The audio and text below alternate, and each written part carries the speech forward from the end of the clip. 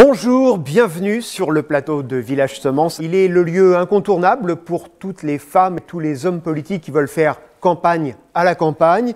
Il est le point de rendez-vous annuel où les consommateurs et les agriculteurs peuvent dialoguer sans intermédiaire, parfois en tenant des propos assez cash. Il est aussi le lieu incontournable de l'excellence agricole. C'est bien évidemment le Salon international de l'agriculture, mais cette année, Covid oblige, eh bien, il n'y aura pas de salon, il n'y a pas de salon de l'agriculture.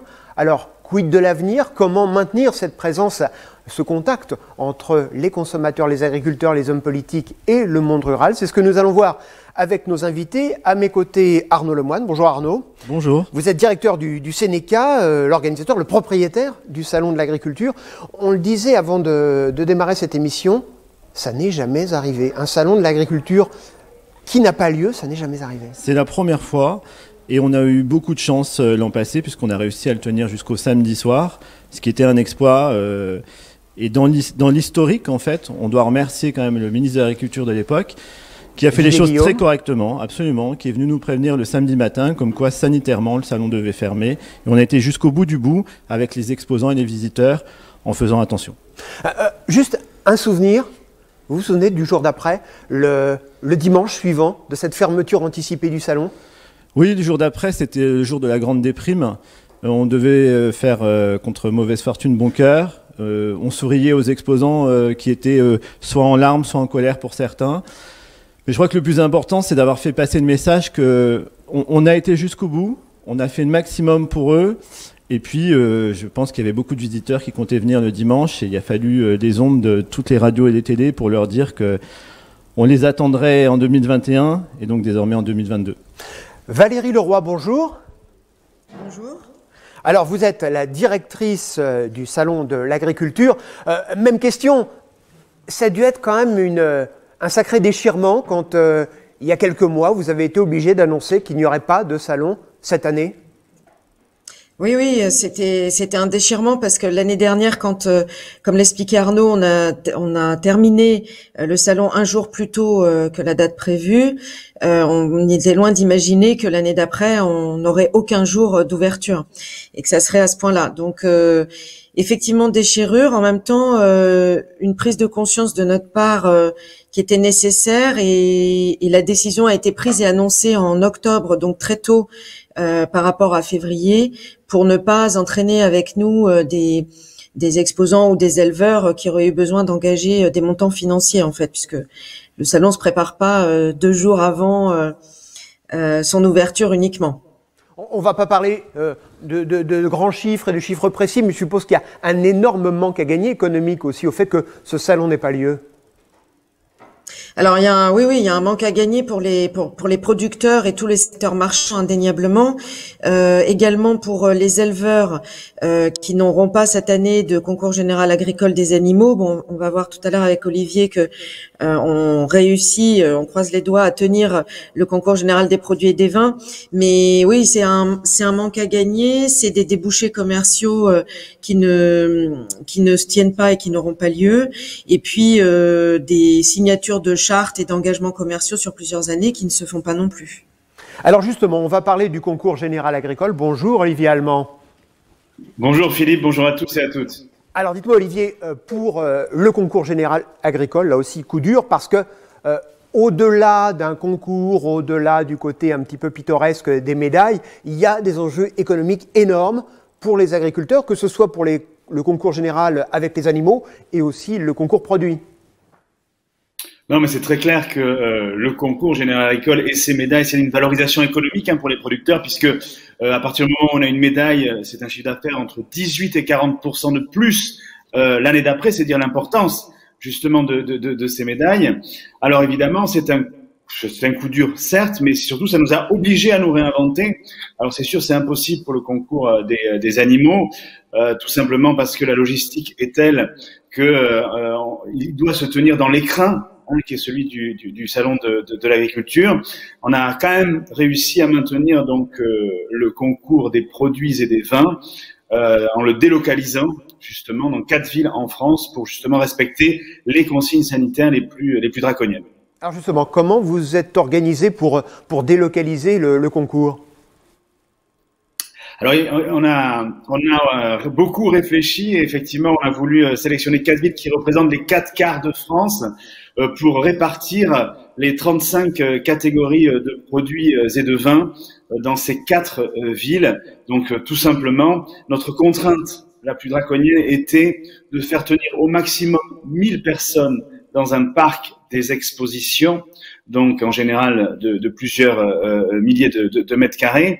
1000 personnes, c'est-à-dire les jurés, parce que je vous rappelle qu'il y a moitié de jurés professionnels, moitié de jurés consommateurs avertis pour ces finales, mais aussi toutes les équipes de commissaires qui encadrent toutes ces dégustations, les étudiants qui nous aident là aussi à organiser ces dégustations, et puis toute l'équipe logistique. Donc notre contrainte la plus forte, c'est celle-ci, c'est de respecter les consignes sanitaires les plus draconiennes, donc au maximum 1000 personnes par jour dans un parc des expositions. Alors, 4 villes, lesquelles? On va commencer à Tours le 13 et 14 mai. Ensuite, on va enchaîner par Châlons-en-Champagne le 15 et le 16 mai. Et ensuite, on sera à Angoulême du 21 au 22 mai. Et ensuite, on terminera à Montpellier du 23 au 24 mai prochain. Et là, vous avez réussi à trouver les jurés, les gens qui vont se déplacer dans toutes les villes pour participer et pour tester les produits? Alors, la première des réponses qu'on a, c'est facile de dire tout le monde monte à Paris. Voilà. Non mais la première réponse et celle qui nous pousse à organiser ce concours, c'est que les producteurs déjà ont répondu présent. Ils se sont inscrits dans le même nombre que l'an dernier. Alors maintenant, reste à trouver effectivement les jurys. La plateforme d'inscription pour les jurés est ouverte sur le site du concours général agricole depuis le 3 mars dernier. Alors évidemment, pour les jurés professionnels, c'est ouvert, mais c'est effectivement plutôt une affaire de professionnels. Mais pour les consommateurs avertis, on peut inviter justement les téléspectateurs de Village Semences, parce qu'ils sont de toute façon des consommateurs avertis. Donc, s'ils veulent s'inscrire pour être jurés dans les différents choix de catégories, ils peuvent le faire d'ores et déjà sur le site. Alors, moi, je voudrais qu'on parle aussi, je le disais en ouverture d'émission, Arnaud, du monde politique qui fait campagne à la campagne. C'est vrai que chaque année, on a plus ou moins des élections. Hein. Là, on va probablement pour 2022 avoir la campagne pour la présidentielle, etc. Comment ça se passe quand il y a plus ce rendez-vous? Est-ce que les agriculteurs et les politiques se parlent quand même? Je crois que les politiques qui viennent au salon, ils viennent de plus en plus nombreux, bizarrement. Ils viennent chercher des racines, pas des racines agricoles. Ils viennent chercher des racines tout court, un terroir, etc. Et on voit bien qu'il y a toute une génération de politiques qui n'est plus là, qui avait des racines dans les territoires, dans les terroirs, qui n'avaient peut-être pas besoin de venir au salon, qui venaient au salon comme on va dans une réunion de famille. Aujourd'hui, c'est un acte politique de venir au salon, donc on vient y chercher des racines, on vient y chercher aussi des réponses parfois, innovation, initiative, technologie, et surtout, je crois qu'on vient y chercher de l'humain, de la convivialité, et à part quelques exemples, on voit bien que les politiques sont quand même bien accueillis. Un exemple en particulier, Christophe Castaner, ministre de l'Intérieur l'an dernier, et on avait très peur, en fait. Pourquoi? En plein gilet jaune, on s'est dit, ministre de l'Intérieur au salon, ça va être compliqué. Pas du tout. Absolument pas. Il était extrêmement bien accueilli, partout dans les allées, et c'était la surprise du chef, entre guillemets. Je crois aussi que dans cette période de ce que j'appelle la démocratie de l'assiette, que tout le monde vienne au salon, c'est aussi une forme de respect pour l'alimentation des Français. Ils l'ont bien compris, nous aussi. C'est une alliance de bonne aloi. Et parfois, vous leur faites peur aux politiques, parce que c'est vrai que quand on est en campagne électorale, faut pas se louper sur le salon de l'agriculture. C'est presque le passage, c'est le grand oral du bac. Alors, on a des exemples comme ça. On a le Castois-Pauvecon, historique de Nicolas Sarkozy. Au tout début de la présidence de Nicolas Sarkozy. Au tout début. Et ça lui a collé à la peau pendant très longtemps. Mais à contrario, on a aussi de très très beaux exemples. La dernière fois où Chirac est venu, il y a eu un moment d'une émotion terrible. D'ailleurs, on lui a rendu hommage l'an passé au salon. Pour ceux qui connaissent le hall 1, il prend l'escalator pour changer de hall. Et à ce moment-là, il y a une levée de fourche des paysans et des éleveurs, un grand moment d'émotion. Voilà, c'était Chirac au salon. Il était aimé et tout le monde lui rendait bien. Et d'ailleurs, il y a une chose qui est très étonnante, c'est que à une certaine époque, il était de bon ton de brocarder, de se moquer un peu de ces visites marathon de Jacques Chirac au Salon de l'Agriculture. Et finalement, on s'aperçoit que les autres candidats et les autres présidents n'ont eu de cesse que d'essayer d'égaler ou voire de dépasser le marathon de Jacques Chirac. Alors, ça a été le cas d'Emmanuel Macron d'ailleurs. Absolument. Et il a battu le record. Il a fait plus de 15 heures au Salon de l'agriculture. On ne sait pas comment physiquement, mais il l'a fait. Et ça prouve aussi que le salon, comme vous dites, c'est un marathon. Et alors là, le fait qu'il n'y ait pas de salon, il va y avoir des réunions, des rencontres. Comment ça se passe entre agriculteurs et politiques dans cette période un peu compliquée ? Je crois que le salon était un curseur, mais en même temps, on voit les politiques aller sur le terrain en ce moment, auprès du monde agricole, parce qu'il ne faut pas oublier que le salon, c'est aussi le moment des négociations commerciales. Et donc, il y a un besoin de contact pour ceux qui nous gouvernent. Et puis, il y a les régionales qui arrivent et on verra tout le monde défiler autrement. Valérie Leroy, sans le salon, est-ce que pendant un an, on ne parlera plus d'agriculture ou est-ce que malgré tout, il va quand même y avoir des rendez-vous avec ce monde agricole, que ce soit à Paris, en banlieue ou en province ? Alors, pas de salon. Vous avez remarqué quand même que la semaine dernière, puisqu'on aurait dû fermer il y a 2 jours, dimanche, les initiatives de différents acteurs du secteur ont été nombreuses. Donc, je dirais quand il n'y a pas de salon, il y a une espèce de dynamisme qui se crée et chacun, ou en tout cas ils sont nombreux à vouloir faire un certain nombre de choses. Donc on a vu qu'il y avait des visites dans les fermes, il y a votre plateau par exemple qui vient de commencer, un certain nombre de choses aussi qui se sont déroulées la semaine dernière. Nous pour notre part, on a décidé d'être porteur d'action aussi, mais pendant que le concours général agricole des produits et des vins va se tenir, dont on parlait Olivier tout à l'heure, c'est-à-dire fin mai, entre le 13 et le 24 mai. Et au lieu de rester sur notre période de tenue du salon, on a créé la semaine de l'agriculture française, qui va durer Alors, ça va durer un peu plus qu'une semaine en vrai, puisque ça sera du 13 au 24 mai. Et c'est un label, une sorte de marque ombrelle sous laquelle on propose à tous les créateurs d'initiatives de nous rejoindre et collectivement de pouvoir parler de l'agriculture. Donc nous, on propose pendant cette semaine-là l'organisation des finales du CGA produits et vins dont a parlé Olivier, mais on sait que par exemple des organisations de races animales, des chambres d'agriculture, des comités de promotion, même des agriculteurs ou des éleveurs individuels vont organiser qui des marchés de producteurs, qui des visites de ferme, qui des rencontres avec le public, des séances pédagogiques pour montrer comment on entretient les animaux, comment on fait du maraîchage, etc. Toutes ces initiatives vont pouvoir être labellisées Semaine de l'agriculture française avec la marque Salon de l'agriculture et la marque Concours général agricole. Et nous, on se charge de répertorier tout ça sur une plateforme internet pour que le public puisse connaître les initiatives qui auront lieu à côté de chez lui. Vous avez quelques exemples déjà d'initiatives qui ont été labellisées ou qui vont être labellisées ?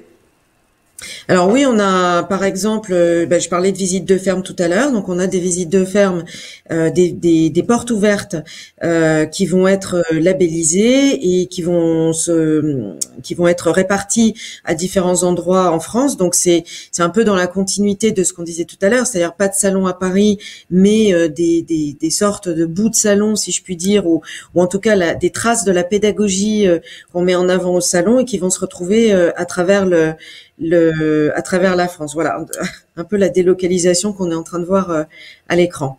Arnaud ? Tous ceux qui aiment l'agriculture, tous ceux qui ont quelque chose à voir avec le monde agricole peuvent avoir des idées, avoir des initiatives et ils seront labellisés par, comme le dit Valérie, cette semaine de l'agriculture française. C'est un moment important parce qu'on voit bien que la semaine du Salon de l'agriculture a été un manque, sans en rajouter, mais un manque au cœur en fait pour un tas de gens, y compris pour beaucoup de paysans qui, quand ils viennent à Paris, viennent au salon, viennent à la capitale pour montrer leur savoir-faire, leur savoir-être, et ça n'a pas pu avoir lieu cette année. Donc c'est important, et cette semaine de l'agriculture française, ça sera aussi la semaine de l'agri-fierté. Alors c'est un mot québécois. Pourquoi agri-fierté ? Parce que le salon en général, c'est le moment où on est fier de son métier, fier de ce qu'on fait, Et donc cette semaine de l'agriculture française, ça sera la semaine aussi de l'agri-fierté. J'aime pas beaucoup le mot agri-bashing, parce qu'il est anglais et qu'on a plein de mots jolis en français, dont celui d'agri-fierté, pour montrer encore une fois tout ce qui se fait de bien et de beau en agriculture. La semaine des fiertés agricoles. Pourquoi pas ? Alors moi, je voudrais aussi qu'on revienne avec Olivier Allemand sur le concours général agricole. J'aurais une question un petit peu perverse à vous poser, mon cher Olivier. Oui, quand on a parlé du baccalauréat de cette année qui, Covid oblige, a été donné sur les bases du concours continu. Certains ont dit des connaissances continues, des notes accumulées pendant l'année, on dit que c'était un bac qui n'avait pas forcément la même valeur qu'un baccalauréat normal. Est-ce que le concours général agricole de cette année, dans ces conditions dégradées, aura la même valeur que le concours général agricole de l'année dernière qui se tenait à la porte de Versailles ? On a le même nombre de produits inscrits, 22 000 produits inscrits. L'an dernier, il y a eu 2000 médailles d'or à peu près distribuées, 2000 médailles d'argent et 1000 médailles de bronze. Donc vous voyez, hein, c'est vraiment 10% des produits qui sont médaillés d'or, des produits qui concourent qui sont médaillés d'or. Et on est sur ces proportions-là depuis une dizaine d'années maintenant. C'est-à-dire l'exigence de ce concours, et on restera exactement dans les mêmes proportions cette année que les années passées. Et le concours général agricole, à la porte de Versailles, c'est généralement dans un endroit un petit peu fermé, un peu isolé du reste du salon. Est-ce que cette année, le fait que ce concours se décentralise dans 4 villes, eh bien, ça va vous permettre de l'ouvrir et que les gens puissent voir au moins à quoi ressemble une séance de dégustation?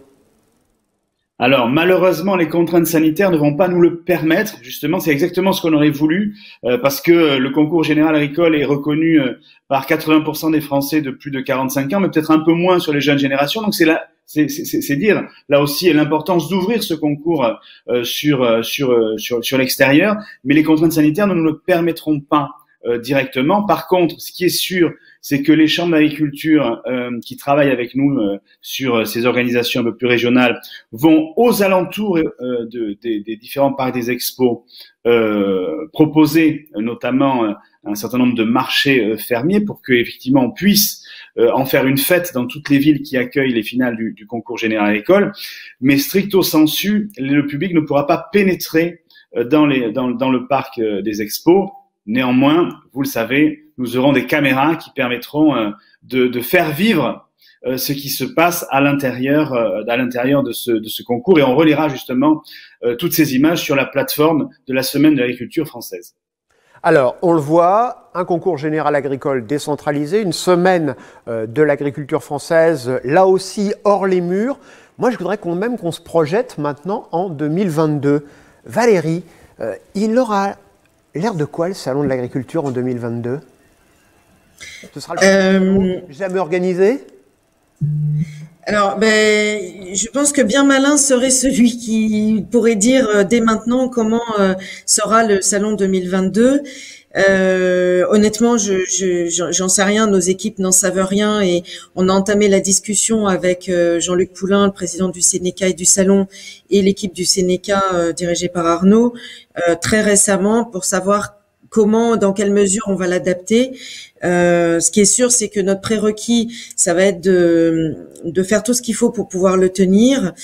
S'il faut qu'on le tienne différemment, plus petit, avec des jauges qu'on va anticiper à l'avance, on va le faire. Voilà, on en est qu'au début de la réflexion. Là, cette semaine qui vient de passer, on a reçu énormément de messages de gens qui sont déçus qu'il n'y ait pas de salon, et qui en même temps ont intégré que dans le contexte d'actualité et de conditions sanitaires, ça aurait été compliqué de le faire et qu'il valait mieux pas le faire, et qui préfèrent attendre une période plus bénéfique pour avoir un beau salon plutôt que d'en faire un à moitié. Donc, vous dire comment on va se situer par rapport à toutes ces tendances en février 2022, pour l'instant, honnêtement, je garde mon joker pour plus tard. Allez, Arnaud, votre salon 2022.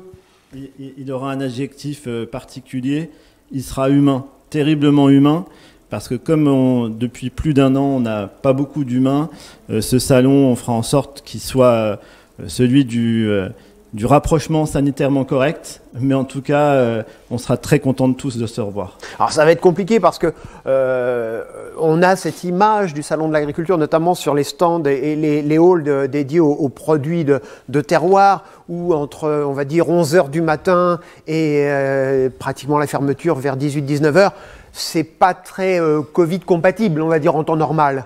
Non, mais comme le dit Valérie, on est en pleine réflexion. Ce salon, on le fera. Voilà. Mais maintenant, dans quelles conditions, on ne peut pas savoir. Nos vies ont changé. Les villes ont changé. Les villages ont changé. L'activité des gens a changé.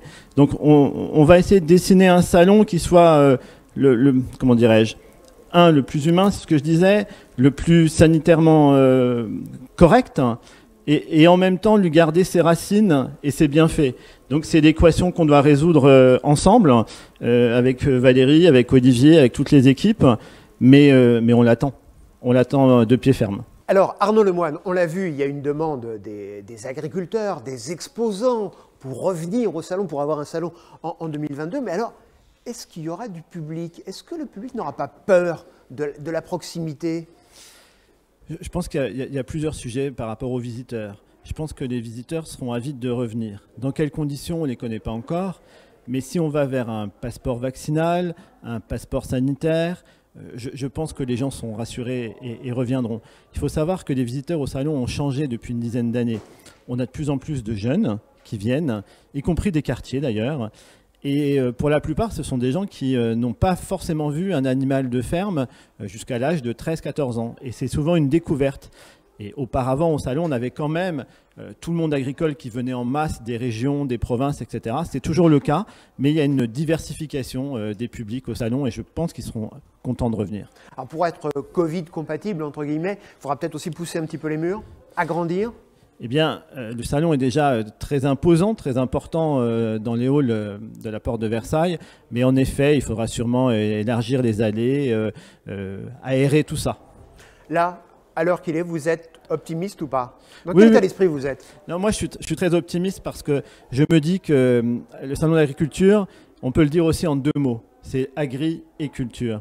Et tout l'aspect culturel, quand on voit le manque et le besoin en même temps des gens par rapport à ça, ils viendront au moins pour deux raisons. Bien sûr pour les animaux, bien sûr pour les produits du terroir, mais ils viendront aussi pour tout ce qui est la culture agricole, l'environnement agricole. Je suis plutôt optimiste. Vous avez déjà les dates? Non. Pas encore? Pas encore. Il va falloir y réfléchir. En tout cas, merci beaucoup Arnaud Lemoine, merci Valérie Leroy et Olivier Allemand d'avoir participé à cette émission et je vous retrouve très bientôt sur le plateau de Village Semences.